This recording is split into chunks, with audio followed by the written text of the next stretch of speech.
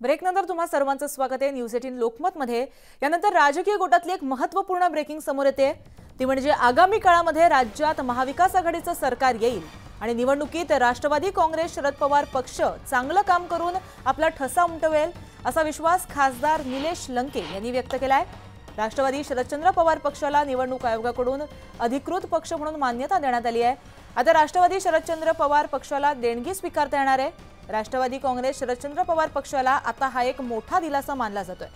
याच पार्श्वभूमीवरती खासदार निलेश लंके यांनी विश्वास व्यक्त केलाय। यांचं हे वक्तव्य समोर आलंय। राजकीय गोटामध्ये या वक्तव्याची मोठ्या प्रमाणात चर्चा आहे।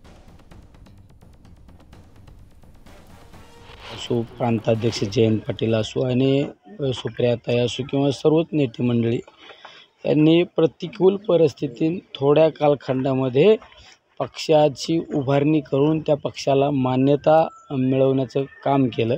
त्याबद्दल मी एक पवार साहेबांचा एक कार्यकर्ता या नात्याने मी राष्ट्रवादी पक्षातील सर्वच नेते मंडळीला धन्यवाद देतो। आणि हा पक्ष एक दिवस राज्यामध्ये येणाऱ्या विधानसभेच्या निवडणुकीमध्ये हा पक्ष अतिशय चांगल्या पद्धतीने ठसा उमटून या राज्यामध्ये महाविकास आघाडीचं सरकारच त्या ठिकाणी आणण्यासाठी अग्रभागी असेल हाच या ठिकाणी विश्वास व्यक्त करतो।